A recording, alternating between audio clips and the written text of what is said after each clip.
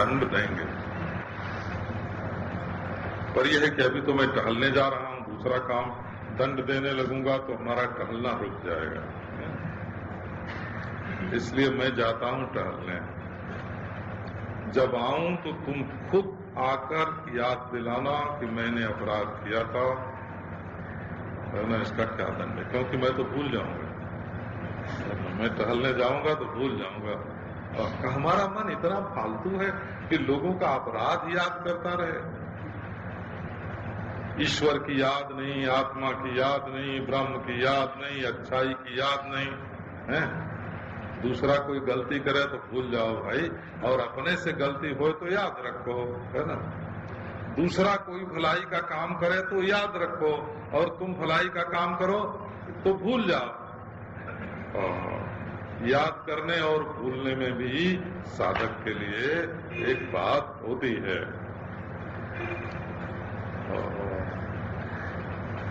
पीयूषवत्कोश दया क्षमार्जव प्रशांति दान वीर भज नित्यमादरा।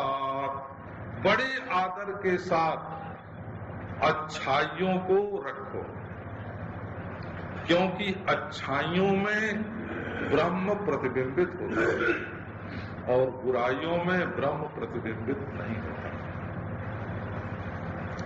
अपनी अद्वैतता, अपनी अनंतता, अपनी पूर्णता, अपनी सर्वात्मता जहां जाहिर होती है उसका नाम अच्छाई होता है। अपने अंतःकरण में प्रकट होती है उसका नाम अच्छाई है। एक सेठ ने किसी महात्मा से पूछा, ये जैसे विनोद करने वाले लोग, लतीफा चुटकुला बोलने वाले लोग हो, सरदारों का नाम ज्यादा लेते हैं, आप लोगों को मालूम है ना। हाँ, वैसे हम लोगों को कोई दृष्टांत देना होता है तो सेठों का नाम ज्यादा लेते हैं। वो कोई सेठों पर आक्षेप नहीं होता है। जो अपने को सेठ समझता हुए वो अपने को बचाए ले, वो समझ ले कि ये हमको सेठ नहीं बोलते हैं। तो किसी सेठ ने पूछा, महात्मा जी आपको हमारी कभी कभी याद तो आती होगी। तो महात्मा जी बोले कि हाँ सेठ, तुम्हारी याद तो आती है, परंतु तब आती है जब ईश्वर भूल जाता है।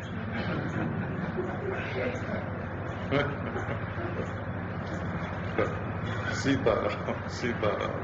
अब कल के लिए भी रखें भाई।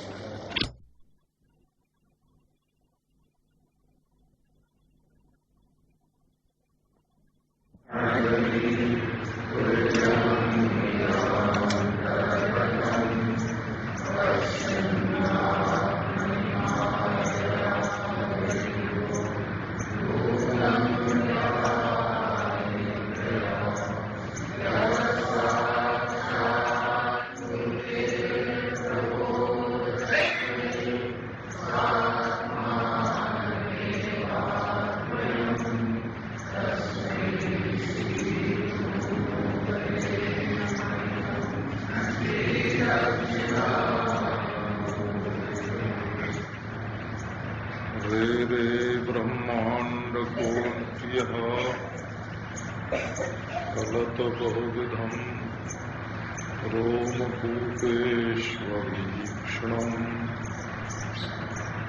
शारे सावकाशम् निजपदविहिताम् सद्व्यवस्था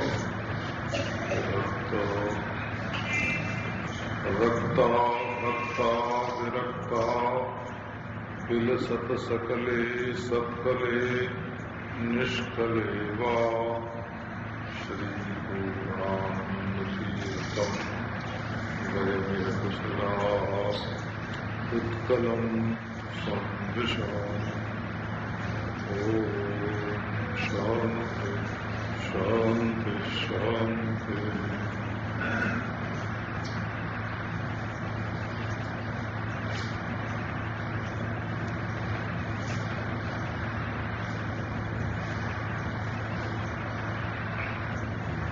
जिस वस्तु को पाने की इच्छा होती है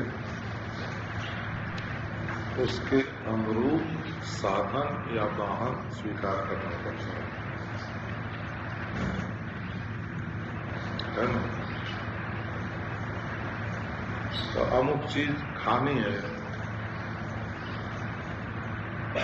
तो वो कैसे बनेगी, किस होटल में मिलेगी,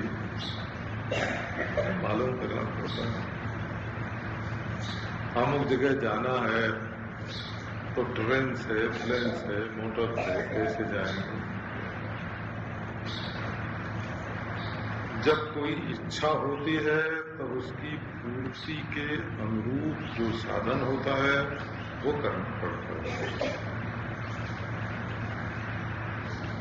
कहते हैं कि अच्छा जी, आपके मन में मोक्ष प्राप्ति की आकांक्षा है। मोक्ष प्राप्ति माने कोई ऐसी जगह है जहां से आप छूटना चाहते हैं। इसको बिल्कुल मामूली मान लो। बेचैनी से छूटना चाहते हैं, दुश्मन से छूटना चाहते हैं, स्वर्ग नरक से छूटना चाहते हैं। कोई ऐसी जगह है जहां से आप छूटना चाहते हैं। ईमानदारी की बात है भाई।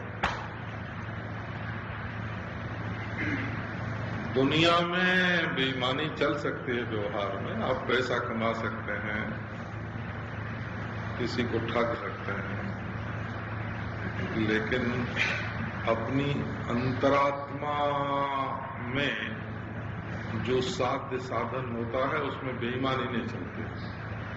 उसमें तो बिल्कुल ईमानदारी चलेगी।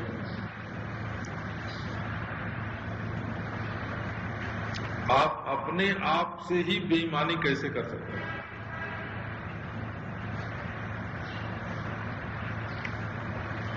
ईमानदारी की बात है कि आप दुनिया में किसी से छूटना चाहते हैं। भव बंधन की बात छोड़ो, जो स्वर्ग नरक को मानता ही नहीं है वो स्वर्ग नरक से छूटने की इच्छा कहां से करेगा? वो तो बिल्कुल हल्की फुल्की गलकुच्चन की बात है। ये गलकुच्चन शब्द हमारा देहाती है। वो पंडित सो जो एक गाल बजावा।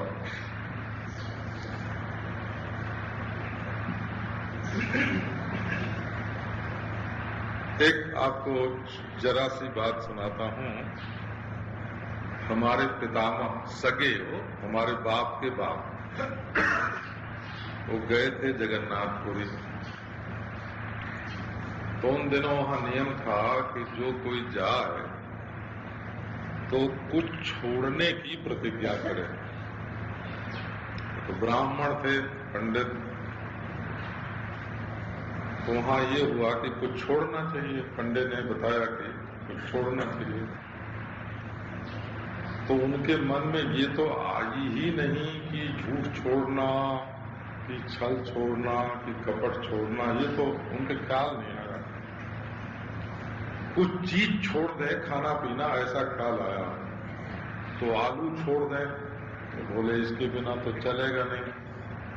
कामरूप का यही देहाती सेव है ना, ऐसे।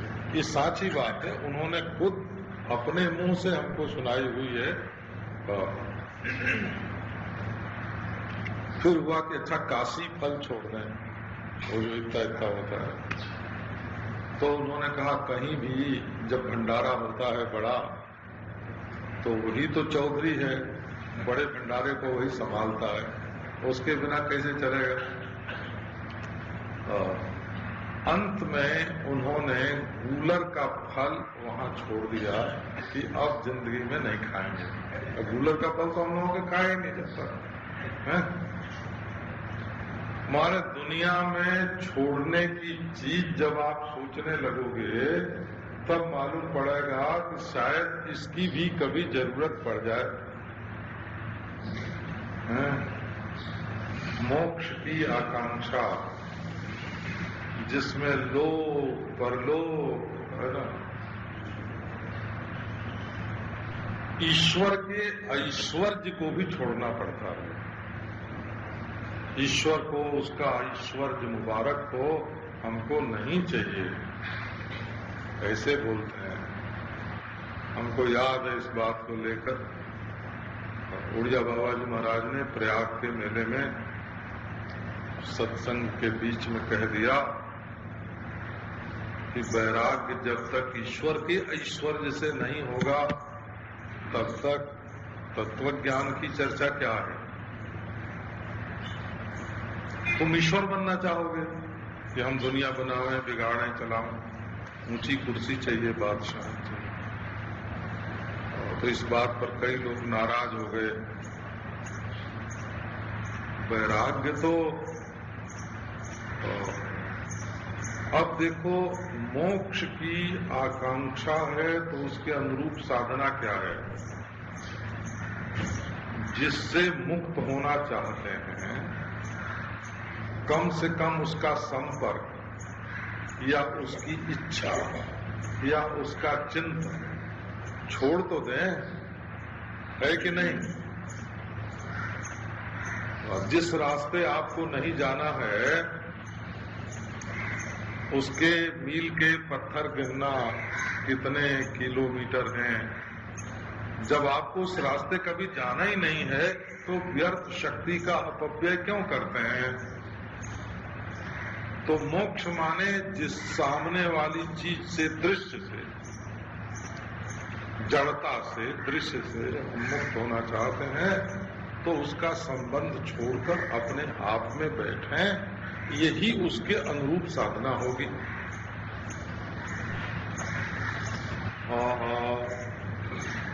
ये तो बिल्कुल युक्तियुक्त है, वैज्ञानिक है, सुसंगत है।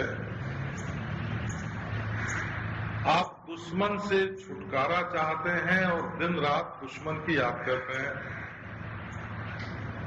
तो वो तो आपके दिल में बैठ जाएगा, दिल में बैठ जाएगा।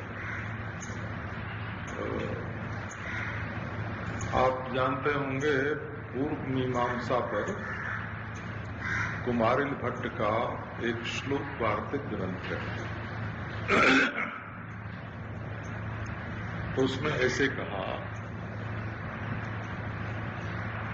कि भाई तुम मेरे दोष को ग्रहण मत करना। मेरे दोष देखना मत, देखना ग्रहण करना एक ही चीज है। तुम मेरे दोष मत ग्रहण करना। क्यों? बोले कि जिस चीज को तुम दूसरे में भी नहीं देखना पसंद करते हो, जब उसको तुम देखोगे तो वो तुम्हारे दिल में घुस जाएगा। नेश्यते जब परस्थो भी। तुम चाहते हो कि हमारे गांव का कोई आदमी चोर न हो, हमारे गांव में चोर न रहे। क्या करेंगे? तो अपने गांव में से चोर को निकाल देंगे। तो बोले चोर को निकालने के लिए जो तुम चोर चोर चोर जब करने लगे अपने मन में, तो वो चोर तो गांव में नहीं रहा, तुम्हारे दिल में आ गया।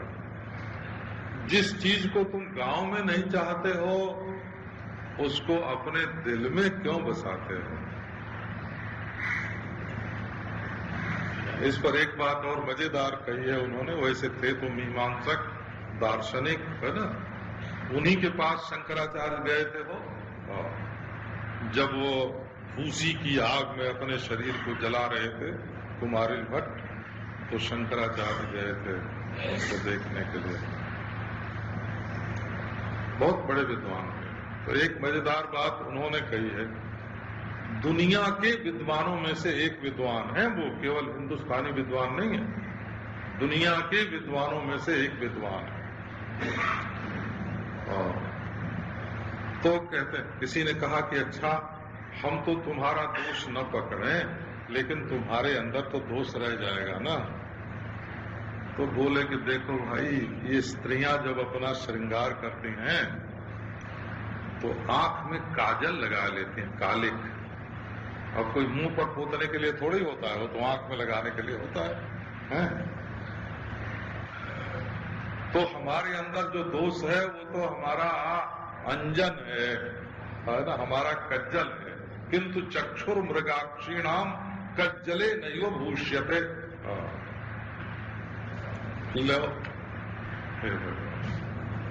तो आप जिस चीज को छोड़ना चाहते हैं उसी की अगर याद करेंगे, उसी को पकड़ेंगे, तो आप तो तन्मय हो जाएंगे, वही हो जाएंगे। जिसकी याद करेंगे वही हो जाएंगे। तो आप जिससे मुक्त होना चाहते हैं, विषयों के बंधन से, नरक से मुक्त होना चाहते हैं, तो नरक की याद छोड़िए। यदि स्वर्ग से मुक्त होना चाहते हैं तो स्वर्ग की याद छोड़िए। यदि आप संपूर्ण प्रपंच से मुक्त होना चाहते हैं तो संपूर्ण प्रपंच की याद छोड़िए। यही मोक्ष के अनुरूप साधना है। रबिया जब भजन करती थी, मुसलमान स्त्री थी वो रबिया, तो उससे मौलवी लोगों ने पूछा कि रबिया, तू क्या नरक से बचने के लिए भगवान का भजन करती है? तो उसने कहा कि अगर मैं नरक से बचने के लिए भजन करती हूँ तो खुदावंद करीब हमेशा के लिए हमको दोजख की आग में, नरक में डाल दे। अच्छा, तू स्वर्ग पाने के लिए भजन करती है? कि यदि मैं स्वर्ग पाने के लिए भजन करती हूँ तो ईश्वर मुझे स्वर्ग में कभी न भेजे। इसका नाम होता है स्वर्ग और नरक दोनों से मोक्ष। हे भगवान, तेजाति दूराद विषयान विषम जता। जैसे जहाज से परहेज करते हो वैसे विषयाशक्ति से परहेज करो। अब बोले भाई, इसके लिए एक दिन दो दिन सुनाया ना, मन में संतोष चाहिए, दया चाहिए, क्षमा चाहिए। तो संतोष माने आत्मतुष्टि।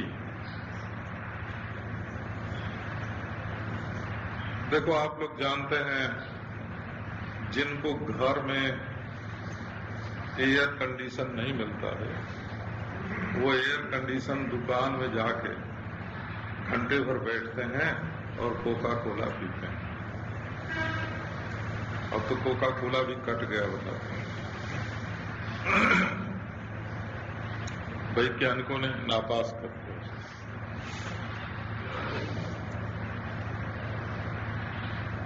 तो आप अपने पड़ोसी के घर में जाके घंटे भर क्यों बैठते हैं? क्योंकि आपका मन आपके घर में नहीं रखता। यही ना। अपनी पत्नी से मन नहीं भरता तो दूसरी स्त्री से बात करने जाते हैं। अपने पति से मन नहीं भरता तो दूसरे पुरुष से बात करने जाते हैं। अपने घर में मन नहीं लगता तो दूसरे के घर में जाते हैं। तो बात क्या है कि आप अपने दिल में, अपना दिल ही अपना घर है और अपना आत्मा ही अपना परम प्रेमास्पद है और उसके रूप में स्थिति ही मोक्ष है। दूसरों से छूटना माने अपने आप में बैठना। तो यही न साधन होगा। आत्मतुष्टि। आपके मन में आत्मतुष्टि नहीं है, आप अपने से संतुष्ट नहीं हैं। ये तो आपको याद ही होगा, एक भगत ने महात्मा जी से पूछा कि महाराज, ईश्वर मेरे ऊपर खुश है कि नहीं, ये कैसे मालूम पड़े? तो महात्मा जी ने उत्तर दिया कि तुम अपने ऊपर खुद खुश हो कि नहीं। ईश्वर ने अपना अंतःकरण बना के अलग तो रखा ही नहीं है ईश्वर के अंतःकरण नहीं होता। ये बात वेदांतियों को मालूम है और किसी को मालूम नहीं है। ईश्वर का अब जैसे हर शरीर में अपना अपना अंतःकरण होता है ना, खुश होने के लिए, नाराज होने के लिए, वैसे ईश्वर कार्योपाधि नहीं है। माया तो उपाधि है, नीलिमा के अंतःकरण थोड़ा ही होता है। तो ईश्वर के अंतःकरण नाम की कोई अपनी वस्तु नहीं है। वो आपके दिल में रहता है, घर घर में रहता है, वो घर घर में, सब घर उसके घर है। तो जिसके घर में खुशी है उसके घर में ईश्वर खुश है, और जिसके घर में नाराजगी है उसके घर में ईश्वर नाराज है।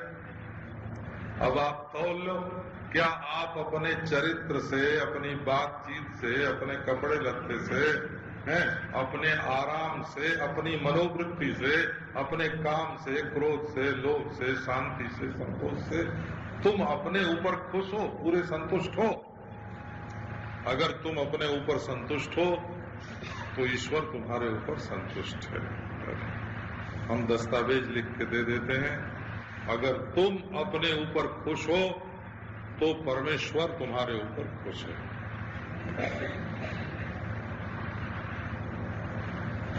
और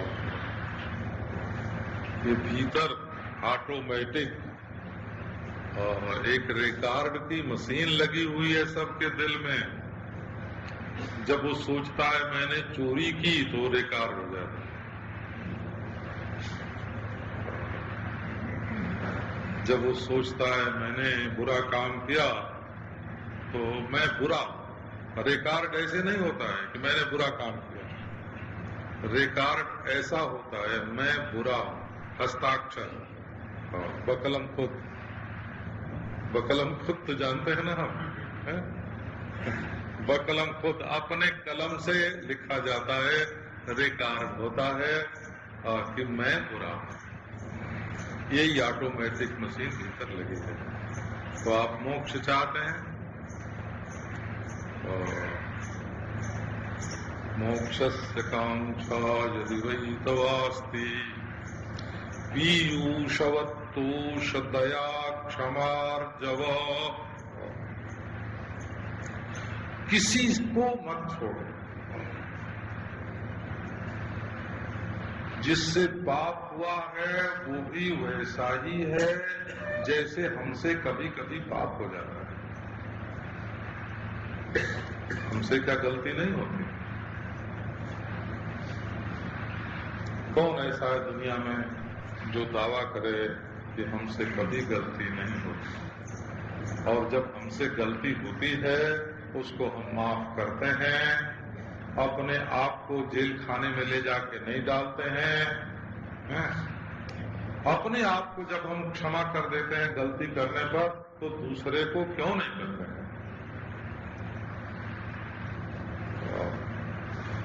गलत होने पर भी जब अपने आप को नहीं छोड़ते हैं तो दूसरे को छोड़ने का क्या अर्थ होता है?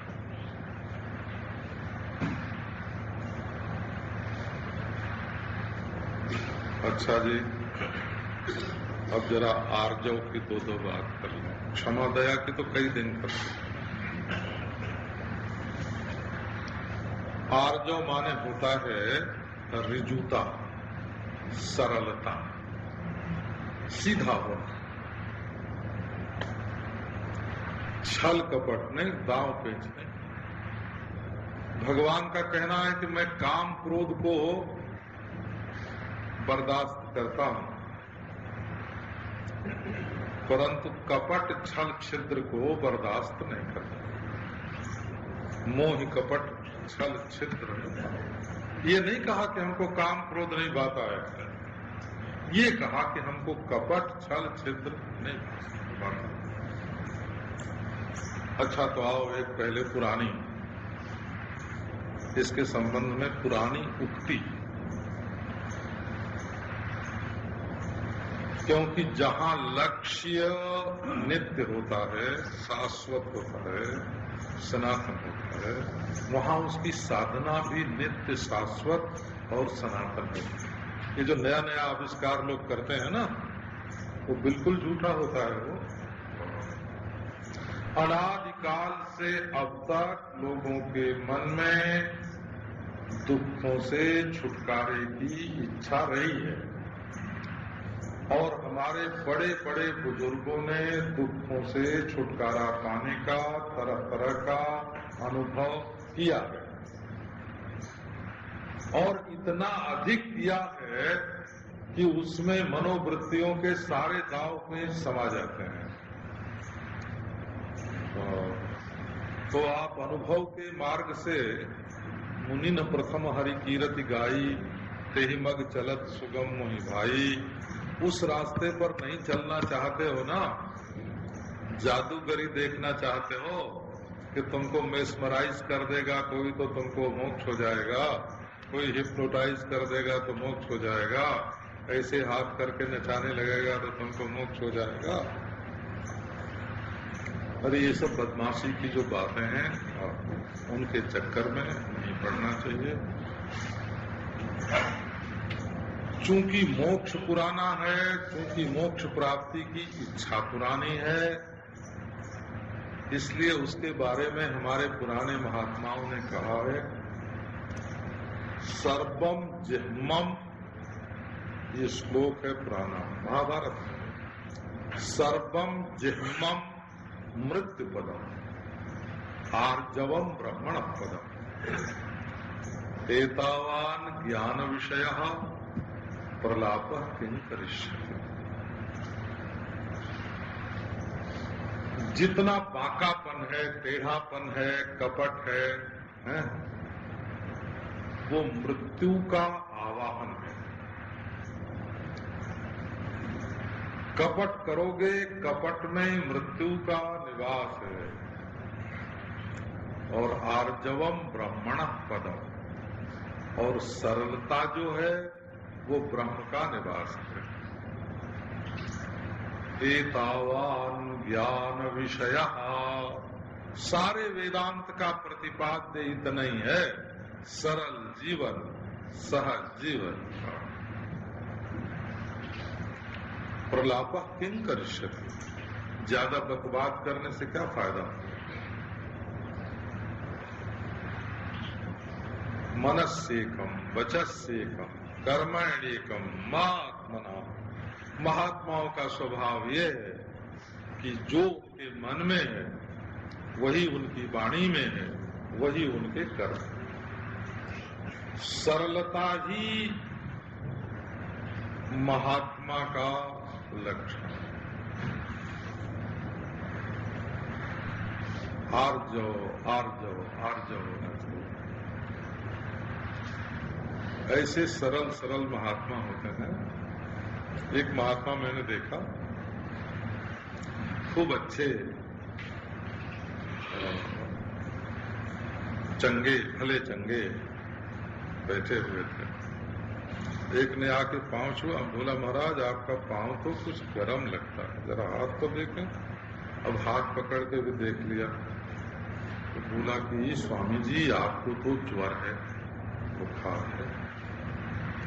अब महाराज जाके उछट बोले अच्छा बुखार है, और जाके ओढ़ के सो गए। किसी कहे महाराज काय को सोते हैं, क्यों सोए हैं? भाई बुखार है। आपको क्या मालूम पड़ता है? हमको वो कह गया कि बुखार है ना। अरे आपको भी कुछ लगता है? भाई हमारी तो बुखार की जान पहचान नहीं है। वो कह गया कि बुखार है, तो वो झूठ काहे को कहेगा? वो भला झूठ क्यों बोलेगा? वो कह गया बुखार है तो जरूर बुखार है। ऐसा देखो तो अब संसारी लोगों के काम की तो ये चीज है नहीं। ये नहीं समझना कि आप है ना दुकानदारी में ग्राहक से इतना सरल व्यवहार कर सकोगे।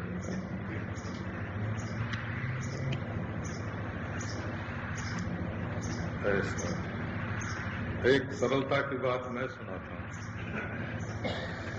स्वामी असंगानंद जी महाराज हमारे आए हुए वृंदावन में, तो हमारे ही ठहरे, वहीं ठहरे। बल्कि कई लोगों ने अपने पंथ का, संप्रदाय का कह के ये चाहा भी कि यहाँ नहीं रहे, पर वो बोले कि नहीं, हम तो इनके पास तो ठहरे। तो शाम को उनको आ गया बुखार। कथा वार्ता के बाद में जब गया उनके पास, तो वो तो ओढ़ के सोए हुए थे, बुखार था उनको, सचमुच ही बुखार था। तो मैं उनके शरीर पे हाथ फिराने लगा, बांह से लेके पांव तक ऐसे हाथ ले जाते। मैंने कहा, स्वामी जी, हमको एक ऐसा मंत्र आता है, हमारे गुरु ने बताया है कि हम शरीर पर हाथ फिराएं तो बुखार उतर जाए। बोले कि अच्छा। तो मैं कोई 10 मिनट 15 मिनट हाथ उनके शरीर पर फिराता रहा। उसके बाद तो उठ के बैठ गए वो, और लगाया आसन, और फिर तो सत्संग की बात होने लगी।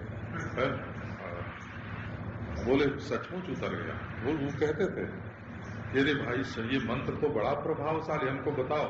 कहते थे, ये मंत्र हमको बताया तो कौन सा मंत्र है जिससे बुखार उतर जाता है।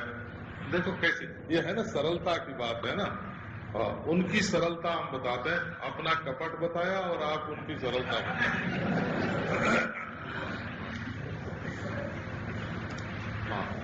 मैं व्याख्यान में ये नहीं कि हम अपनी सरलता बतावें और दूसरे का कपट बतावें, ये व्याख्यान की रीति नहीं है। वो व्याख्यान की रीति यही है कि उसमें दूसरे का गुण बताया जाए। अवगुण बताना हो तो अपना दृष्टांत देना, और गुण बताना हो तो दूसरे का दृष्टांत देना, ये व्याख्यान की रीति है। पीयूषवत्तो सदया क्षमार्जव प्रशांतिदान्तीर भज नित्यमादरा। असल में कपट में आंख चंचल होते हैं और सरलता में आंख स्थिर होती है। जब द्रोणाचार्य ने कहा कि अर्जुन माने ऋजु हो, जिसमें आर्जव नाम का गुण निवास करे, उसका नाम अर्जुन। ये नैरुक्त व्युत्पत्ति है, पाणिनीय व्युत्पत्ति नहीं है, नैरुक्त व्युत्पत्ति है। जो अर्जन करे सो अर्जुन, ये तो पाणिनीय है, और जो ऋजु होए सो अर्जुन, ये नैरुक्त है। ऋजु माने सरल। द्रोणाचार्य ने कहा कि देखो तो पेड़ पर जो चिड़िया टंगा हुआ है उसकी आंख है ना। दुर्योधन देखने लगा पेड़ और डाली, और कर्ण देखने लगा सारी चिड़िया, और अर्जुन की नजर बिल्कुल चिड़िया की आंख से मिल गई। इसका नाम है ऋजु हो, सीधा। और सचमुच माया को काटने का यही सबसे बढ़िया साधन है।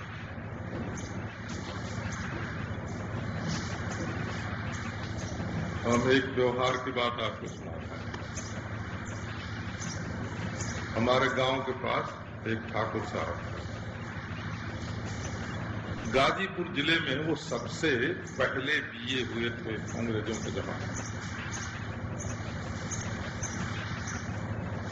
वो महाराज जिस काम में हाथ डालें सफल हो जाए। गाजीपुर के चेयरमैन होना हुआ तो वहां हो गए, बनारस का चेयरमैन होना हुआ तो वहां हो गए, विधानसभा में जाना हुआ तो वहां चले गए। और जिस काम में हाथ डाल दें उसमें उनके दुश्मन बिल्कुल चारों खाने चित।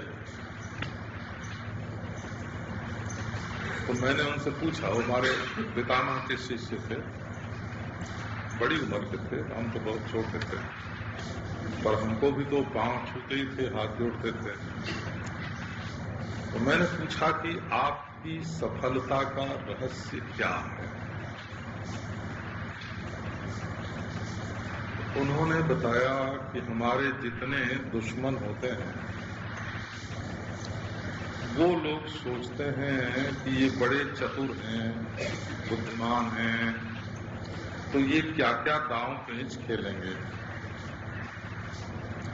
वो सोचते हैं कि उनको अमुक गांव जाना है तो वो सीधे रास्ते तो जाएंगे नहीं, टेढ़े जाएंगे, छिप के जाएंगे, जंगल में से जाएंगे, तो जंगल पर वो चारों ओर घेरा लगा देते हैं कि इधर से आवेंगे तो हम मारेंगे।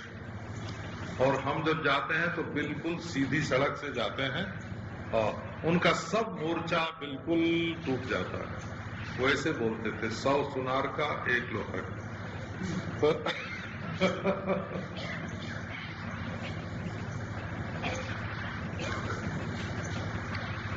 बिल्कुल सरल सरल हो, एकदम सरल। एक सारदा एक्ट बना था ना, सारदा एक्ट, याद आ गई, सुना दे। उनके छोटे भाई ने उन पर सारदा एक्ट में मुकदमा चलाया क्योंकि उन्होंने अपने लड़के का ब्याह कायदे से छोटी उम्र में कर लिया था। उनकी राय थी, उनका सिद्धांत था कि बच्चों का ब्याह जरा जल्दी कर देना चाहिए, कमाएंगे तब ब्याह करेंगे, ये अर्थ दृष्टि हुई, और जवान होंगे तब भोग के योग्य होंगे तब ब्याह करेंगे, ये काम दृष्टि हुई। और इनका चरित्र बिगड़ने न पावे और ब्याह कर दिया जाए, ये धर्म दृष्टि हुई। तो उनका कहना था कि ब्याह जरा जल्दी करना चाहिए। बड़े कहने के आदमी थे, बड़े प्रतिष्ठित व्यक्ति थे। उन्होंने अपने लड़के का ब्याह जल्दी कर दिया तो उनके खास सगे भाई ने उनके ऊपर मुकदमा दायर किया सारदा एक्ट में। तो हम लोग पूछते, अब क्या करोगे? बोले कि क्या करेंगे, जब हमारा छोटा भाई जेल भेजने को तैयार है तो चले जाएंगे, और क्या करेंगे। ऐसे ही तो ऐसे बोलते हो, चले जाएंगे। जब छोटा भाई जेल भेज रहा है तो क्या करेंगे। अब महाराज हम भी गए थे उस दिन अदालत में, कलेक्टरी में, खास कलेक्टर के पास उनका मुकदमा पेश हुआ। तो क्या बोलते हैं कि साहब ब्याह तो हुआ था गाजीपुर जिले में और मुकदमा है बनारस में आपकी अदालत में। तो हमारा तो ख्याल है कि आपकी अदालत में ये मुकदमा होना ही नहीं चाहिए। हे भगवान, किसी को मालूम नहीं था, अदालत में बोलने के पहले किसी को मालूम नहीं था। तुरंत कलेक्टर ने खारिज कर दिया कि हाँ, इस मुकदमे के देखने का मैं अधिकारी। इतने सीधे हम पकड़ के ले जाते, यहाँ चलो तो चले। इनको कई बात उन्होंने सिखाई थी। 20 तो कम से कम उनकी पुस्तकें बाजार में छपी हुई मिलती हैं। और रामाचारक योगी के 7 ग्रंथों का उन्होंने हिंदी में अनुवाद किया था। तो सरलता की बात आपको सुनाना, एकदम सरल, संपूर्ण समस्याओं का समाधान है जीवन में। जो एक बार झूठ बोलेगा उसको बार बार झूठ बोलना पड़ेगा, जो एक बार कपट करेगा उसको बार बार कपट करना पड़ेगा। अब देखो, सरलता की हद हो जाती है उस समय। ये अर्जुन का नाम सरल है, वो संस्कृत में अर्जुन माने सरल। सरलता की हद हो जाती है क्या? जब द्रौपदी को लक्ष्य भेद करने के बाद अर्जुन लेके घर में आते हैं तो ये जो कुंती मैया थी ना, उनके सामने आके बोले कि माँ एक बहुत बढ़िया चीज लेके आया हूं मैं। तो माँ बोलती है कि बेटा 5 भाई बांट लो। हे भगवान, है ना, सिर्फ इतने लायक बात है कि नहीं है? माँ की नासमझी की हद हो गई और अर्जुन की सरलता की हद हो गई। बोले अच्छा माँ, जैसी तुम्हारी आज्ञा। लो, इतनी बड़ी सरलता आपको, ये अर्जुन इसीलिए इसका नाम है अर्जुन। अर्जुन माने सरल। लड़ने, युधिष्ठिर ने कहा लड़ना है, कि ठीक है, धनुष बाण लेके तैयार। और देखा सामने अपने लोग हैं, रोने लग गया, धनुष बाण फेंक दिया। और कृष्ण ने समझाया कि नहीं, लड़ना चाहिए, लड़ने को तैयार हैं। उड़िया बाबा जी को सनातनियों ने कहा मंच पर बैठो, तो मंच पर बैठ गए। आर्य समाजियों ने कहा कि जैसे हम वैसे तुम ऊपर क्यों बैठते हो, लो नीचे बैठ जाते हैं। और फिर सनातनियों ने कहा नहीं महाराज, हम गुरु जी को नीचे नहीं बैठते। अच्छा, लोग ऊपर बैठ जाते हैं, है ना। लोग कहते कुछ है ही नहीं, है ना। ये जिसका अहम भाव टूटता नहीं है वो, है ना। ब्रह्म बिल्कुल सरल है, सीधा है। चींटी में भी है, हाथी में भी है, टेढ़ा नहीं होता। ब्रह्म की रश्मियों का वक्री भवन नहीं होता। ये जो किरणें होती है ना, जैसे सूरज की किरणें आती हैं, तो जब पानी में पड़ती हैं तो टेढ़ी हो जाती हैं, तो लाल पीला नीला वो सब रंग दिखाई पड़ने लगता है ना आसमान में। तो सूरज की किरणें जब टेढ़ी होती हैं तब वो हरा रंग, लाल रंग, पीला रंग आसमान में दिखता है। तो सूरज की किरणें टेढ़ी हो जाती हैं। लेकिन ये जो ब्रह्म की किरणें हैं ना, इनका वक्री भवन नहीं होता। ये बिल्कुल सीधी चलती हैं, मैं में, तुम में, यह में, वह में, यहाँ वहाँ, आप तब। न काल का प्रभाव, न स्थान का प्रभाव, न वस्तु का प्रभाव, न स्वच्छता मलिनता का प्रभाव। ब्रह्म की किरणों में वक्री भवन, टेढ़ापन, बांकपन कभी होता ही नहीं। भीतर होता है हमारी किरणों का। ये जब तक हम अपने को आभास रूप में जानते मानते हैं तब तक होता है वो। क्या दिखता है कि कहीं भीतर ये चक्कर दिखता है, मूलाधार, स्वादिष्ठान, मणिपुर, अनाहत, विशुद्ध, आज्ञा, सहस्रा, 6 चक्र जोगियों के, 12 चक्र तांत्रिकों के, सब दिखाई पड़ते हैं भीतर। साकनी, हाकनी, डाकनी, देवी, देवता, वो सब है क्या? अपने ही मन की किरणों का वक्री भवन है हमारे आभास। हमारे मन की किरणें जब टेढ़ी होती हैं तो हम जैसी शकल चाहें अपने भीतर बनाकर और उसमें तन्मय हो जाएं। हमारे मन के ब्रह्म की किरणों का हो, बिल्कुल अहम भाव छोड़ दो, उसमें बिल्कुल टेढ़ापन है ही नहीं। पेड़ में, पौधे में, यहाँ वहाँ, यह वह, आप सब एक परब्रह्म परमात्मा बिल्कुल निर्मल, ज्यों का त्यों सीधा दिखाई पड़ रहा है। पीयूष वत्तोष दया क्षमार्जव। एक बात आपको सीधी सीधी सुनाते हैं। करपात्री जी महाराज हैं, तो ये एक बार उड़िया बाबा जी महाराज से नाराज हो गए। अब ये वैसे उनके बालक थे, ऐसा समय पढ़ते थे, मध्यमा के द्वितीय खंड में जब पढ़ते थे तो बाबा के पास सत्संग करने के लिए रोज आते थे। 4 मील रोज चल के आए, सत्संग करें जाए। परंतु जब बड़े हुए तो किसी कारण से, कारण भी हम बता सकते हैं, कोई स्वार्थ का कारण नहीं था, है ना, कोई चरित्र का कारण नहीं था, स्वार्थ का कारण नहीं था, कोई धर्म संबंधी विचार के कारण। वो कहते थे कि हरि बाबा जी को ये काम करने से रोको, वो सबके बीच में ओंकार का कीर्तन न करें। बाबा कहते थे कि वो महात्मा हैं, जो करते हैं सब ठीक है, हम काय को रोकेंगे। वो आके हमसे पूछें, ऐसे बाबा ऐसे कहते थे, वो आके हमसे पूछें तो हम उनको जैसा ठीक समझते हैं बता सकते हैं, पर वो पूछते नहीं है तो हम उनको बताने क्यों जाएं। ये मतभेद यही था।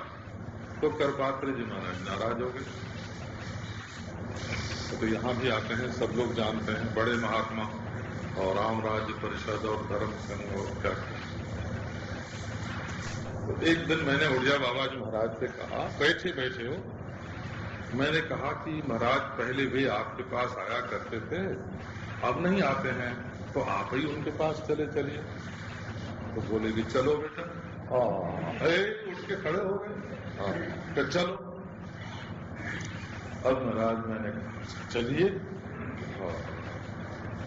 अब जब चले, कोई 1 मील दूर पर थे करपात्री, चले तो मैंने एक आदमी भेज दिया, दौड़ाया कि जाके करपात्री जी से कहो कि उड़िया बाबा जी उनसे मिलने के लिए आ रहे हैं।